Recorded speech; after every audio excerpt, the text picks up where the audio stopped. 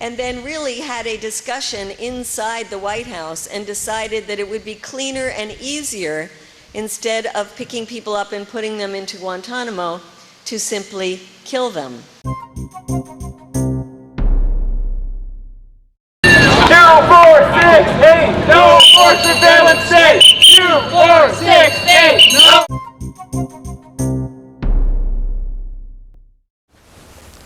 Hello, my name is Stanley Heller. Welcome to The Struggle. The Struggle is shown on 21 cable stations from Vermont to New York City, on the internet at thestruggle.org. As we record the program, news is reaching us of new killings, scores of killings, by security personnel of the Egyptian military government.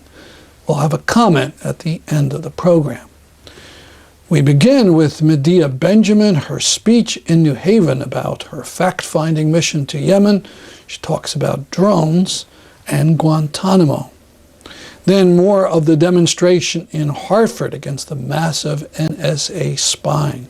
We'll have Mongi Dhaouadi from the Muslim group CAIR talk about a lawsuit that his group has filed. Also, Christine Gauvreau of the Connecticut Coalition Against Indefinite Detention, with news, disturbing news about a development on that score.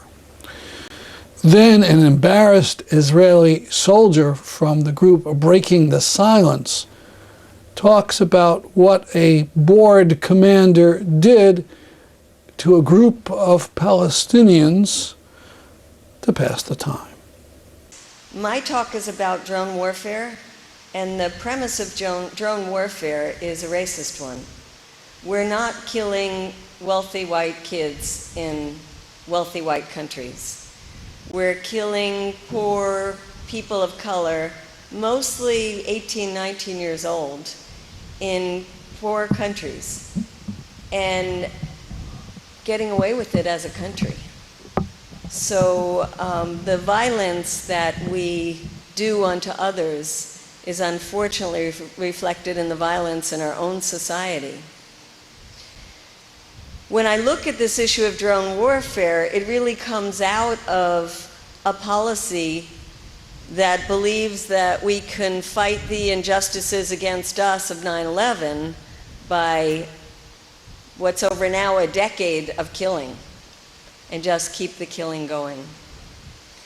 We've killed so many people since 9/11, so many times over the people that were killed in the World Trade Center.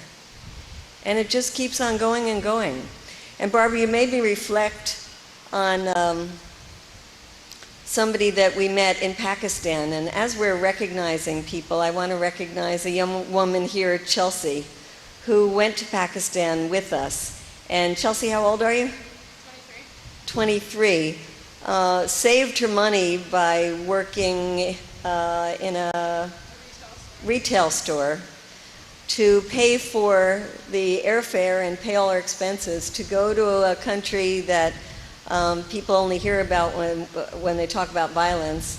And I hope you don't mind me saying against the wishes of your family, because she felt it was so important as a young person to go and try to meet face to face with people who have been the victims of our own policy. So why don't you stand up for a minute, Chelsea, and let's recognize the beauty of this young woman here.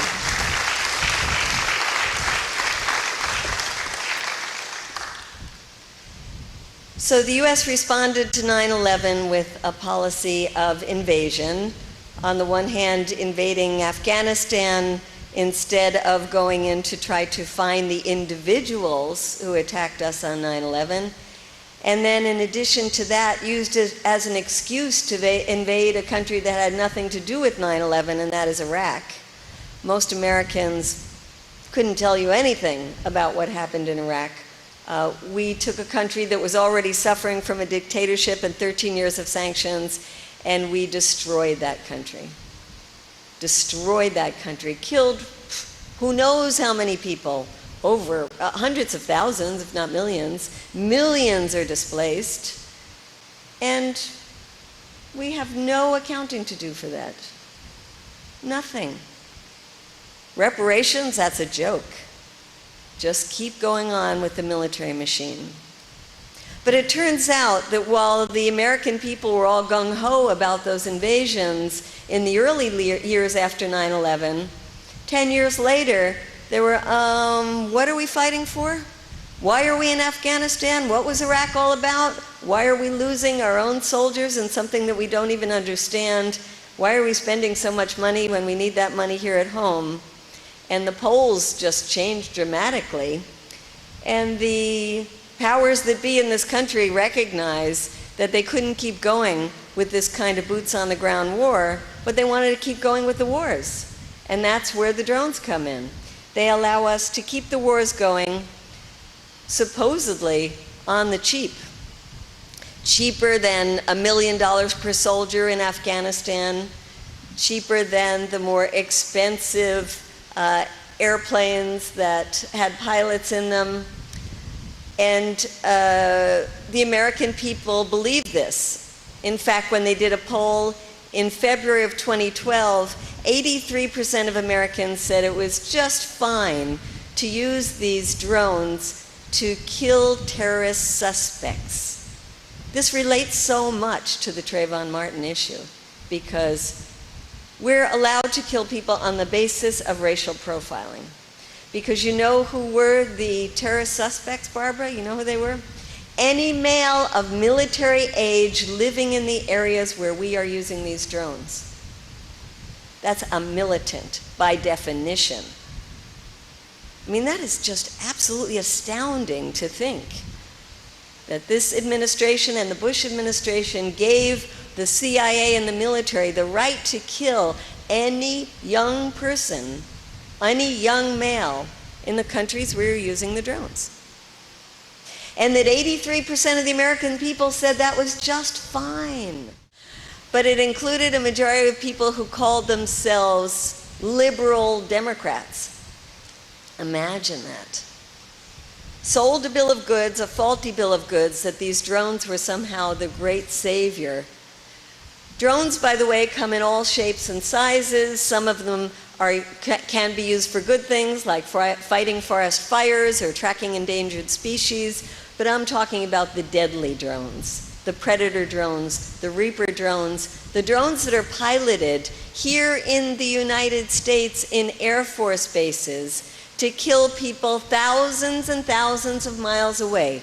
People who these pilots have never seen, countries they've never visited, cultures they've never experienced. They are given the godlike authority to press a button to kill people thousands of miles away while they are sitting in air-conditioned rooms, in ergonomic chairs, and at the end of a day that might include having pressed the button to kill somebody. They then go back to their homes, to their families, to their children, to coach the soccer game, to go to church.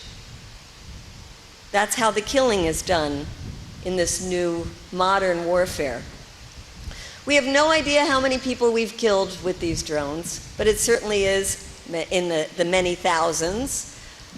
But what we do know that is only 2% of the people that we have killed have been on this high-value target list, high-value Al-Qaeda targets.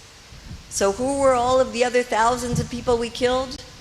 Innocent people, low-level Al-Qaeda people, low-level Taliban people, people who might have joined out of poverty because they had nothing else, people who joined for many, many different reasons, but not because they wanted to kill somebody in the United States necessarily.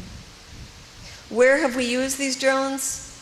We've used them a lot in the invasion of Iraq, in Afghanistan, Libya, a great example of how distorted the policy is, because when the Obama administration decided to get involved in Libya, they said, we're only using drones and so no American lives are at risk, so this is not a war, so we don't have to even go to Congress to discuss this. So Congress, which is supposed to by Constitution have the right and the obligation to be the one to declare war, is no longer even in the playing field. It's now the executive branch. We've used them also in Pakistan, Yemen, Somalia, the Philippines, And now we are dotting the world with drone bases. In the Middle East, places like Oman, Kuwait, Qatar, Saudi Arabia. Saudi Arabia, we should be particularly concerned that there is a drone base, because if you recall, one of the reasons that Osama bin Laden said he hated the United States is because we had bases, our military bases, in the Holy Lands in Saudi Arabia. Under the Bush administration, those bases were closed down. Under the Obama administration, a new base has been opened for drones. In Afghanistan, it's very interesting to look at the increase in drone strikes in the recent years. So if you look at 2011, you'll see there were 294 Hellfire missiles shot. In 2012, just a year later, that almost doubled to 506. So as the US is preparing the drawdown of troops in Afghanistan, we are increasing the number of drone strikes. And unfortunately, I think we can assume that the troops might leave Afghanistan, but the drones will not be leaving. Pakistan is the place after Afghanistan where we have used the drones the most. Hundreds of strikes, almost all of them under the Obama administration, because under the Bush administration, there had been more of a policy of capturing people in countries like Pakistan and putting them into Guantanamo, indefinite detention, torture, rendition, all horrible policies. The Obama administration came in having run on the promise to close down Guantanamo, realized it wasn't as easy and he didn't want to expend the political capital to make that happen, and then really had a discussion inside the White House and decided that it would be cleaner and easier, instead of picking people up and putting them into Guantanamo, to simply kill them. And that's why the number of drone strikes has gone up dramatically under the Obama administration. I think one of the reasons, perhaps, that so many Americans think the drone strikes are okay is because they think they're more precise. There was actually a study that just came out last week of data that was put out, a study done by somebody that had been in the military, that showed that the drone strikes were 10 times as likely to have casualties, civilian casualties, as were airstrikes with manned pilots. So the idea that these are so precise is just false. But I also wonder if Americans ever had the chance to see some drone victims, which we never see on our television screens. Might they be more sympathetic and less likely to support the drone program? I would think so. This is a photographer, remember Chelsea and Tig, who we met when we were in Pakistan, who risks his life trying to film drone victims.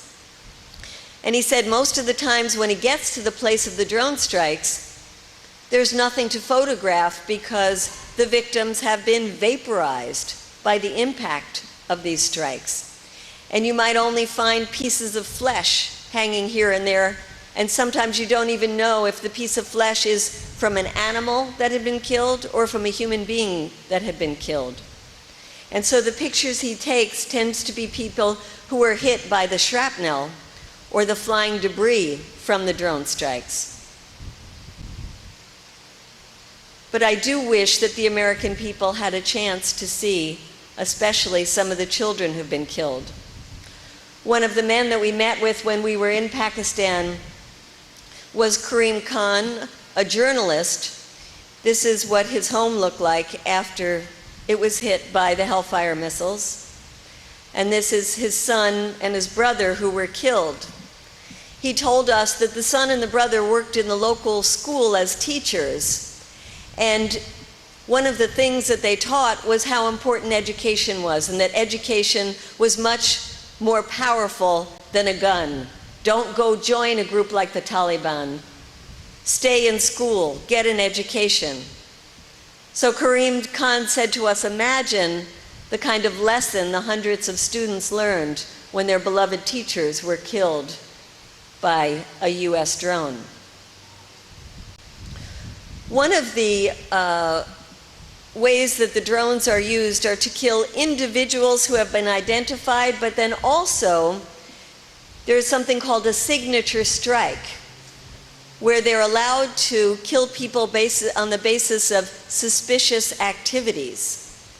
Well, what happens then is that our Hellfire missiles oftentimes kill gatherings of people who come together for a variety of reasons. In the cases of Pakistan, a traditional gathering called a jirga, where they actually come together to resolve local disputes. And in this case, to the drone pilot thousands of miles away, it looks like a gathering of Taliban.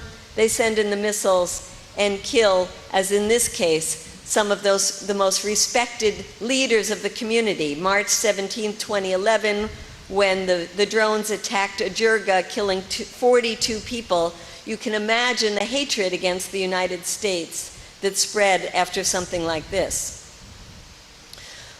Stan talked about me being in the room when President Obama gave his speech on May 23rd. And one of the things he said in that speech is that the policy of his administration has been to capture suspected terrorists instead of killing them. Well, I would like him to tell that to the family of Tariq Aziz, a 16-year-old boy who went to the capital city in Islamabad along with other drone victim family members to see what they could do to try to get some justice out of the court systems, and how could they do better documentation of the way the drones are terrorizing their communities. And so they gave Tariq Aziz a video camera and said, go home and document the drone strikes. Go home and document the drone buzzing overhead terrorizing the community. And Tariq Aziz went home to do it, and 2 days later he was killed in a drone strike. If there was any reason to think that this 16-year-old was a high-value terrorist suspect that was about to do harm to Americans, why didn't they just capture him when he was sitting in the capital in Islamabad? Why didn't they give him a chance to have a trial? More of the speech next week. Now to Hartford, Connecticut, on a blistering hot day. NSA, what do we say? Stop your spying and stop it today. NSA, what do you say? Stop your spying and stop it today. Thank you, Chris. First of all, I would like to salute all of you who braved the heat and came today in this hot weather. Not only that, but I know for sure that some members, especially some of the Muslim members, who did not have a drink since, 3:45 this morning? Something like that. But they're still here. We are here to raise our voices against this massive spying program sponsored by the government. There's a chant that says, this is what democracy looks like. And when we are here chanting and asking for our right and pushing back against the overreach of the government, this is what democracy looks like. However, I lived almost half of my life in Tunisia under dictatorship. And I know one when I see one. And the massive spying by the NSA reminds me of a dictatorial regime. Now, I'm not going to go overboard and say this is a dictatorial regime. Not yet, at least the information didn't come out yet. But once we see this massive program, we see a government that treats its people as suspects, casts a wide dragnet against everybody. At a certain point, we thought that they were after us, especially after 9/11, we the Muslims. But now the word that they're after everyone, and especially after those who raise their voices against policies of this government. Well, guess what? This is not going to stop us. We stand here under the office of Senator Blumenthal, who is in the 10th floor. We will meet with him tomorrow at 4 o'clock, and we will let him know that this is not acceptable. This is not acceptable as a practice in a free democracy. The second thing I want to announce, and I'm pleased to know, and Chris brought it to my attention, that my own organization, the Council on American Islamic Relations, has joined 18 other groups in suing the NSA. And I hope and pray that the day, and I have no doubt that the court will find this government have transgressed against the American people. I hope that Obama has the decency to stand in front of the American people and apologize just because he tried to justify this massive spying program. Thank you.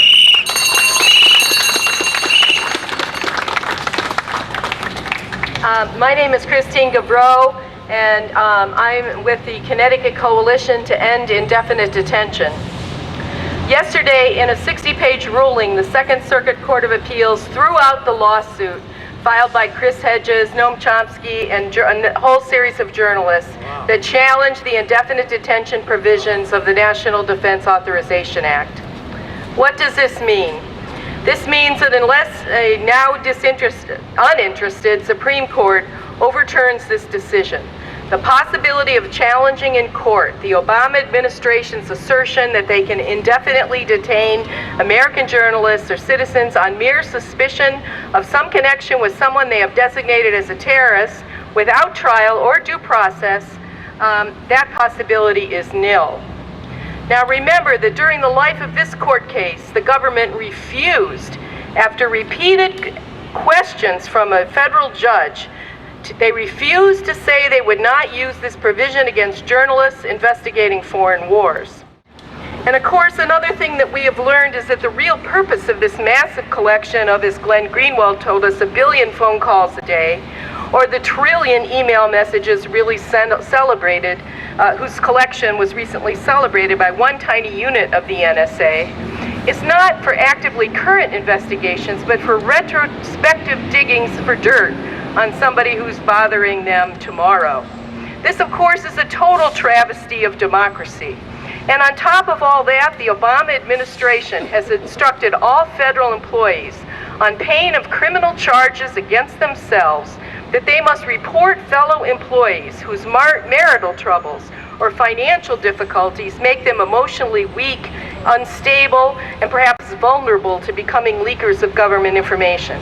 That's right, there's a massive McCarthyite program to force federal workers to turn in those who might be willing to leak government information.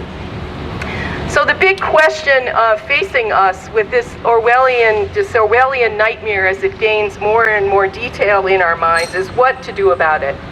Yesterday's congressional hearings were the occasion for calls for greater transparency and more regulation. But there is no one in Congress today who's calling for wiping out this program. So we say no, we say it confidently. History tells us we can roll back government police state measures. We will roll these back. The lesson is today that we will end this assault on democracy when we convince huge numbers of people in the U.S. about the false premises of this surveillance, involve them in their own fearless political expression in the streets. And if you want to be part of this effort, please join the Coalition to Stop Indefinite Detention. There are flyers here about our next meeting in the second week of August. Thank you. 2468, no more surveillance state. 2468, no more surveillance state. 2468, no more surveillance state. Biggest law recently has been the unit. 2468, no more surveillance. Another testimony from Breaking the Silence. I'll read the translation from a soldier, Eliakim Nizani. After completing our basic and advanced training and everything, we took our first post as a young company and manned the Hamra checkpoint, which is a checkpoint that separates the valley and the mountain. I remember that one morning we started a shift at the roadblock during peak hours, when all of the workers and all of the people who have to get to the valley come through. And there was a bus of girls that would go from west to east, to a school in Baka or something. That morning they suddenly got off the bus and stood in threes. The procedure was that they get off the bus, take off their things, a soldier gets on the bus, combs the bus, and then they get back on. And they stood in threes. So I asked the soldier what was going on. And he told me that the day before, during the shift, the checkpoint commander taught them how to stand in threes at attention. It looked pretty odd, but it worked. And thus Israeli soldiers amused themselves. In early July, the Egyptian military government wantonly killed over 50 members of the Muslim Brotherhood who were staging a sit-in. Our parent group, the Middle East Crisis Committee, condemned this massacre, even though we very much dislike the politics of the Muslim Brotherhood, and condemned the killings that they did when Morsi was in power. Now news is reaching us that scores of Muslim Brotherhood people are being shot dead by Egyptian military or police snipers. They're doing this openly to break up protests, which of course they call terrorism. Shamefully, some who supported or took part in the Egyptian revolution are allowing themselves to be the civilian fig leaf of the Egyptian military government.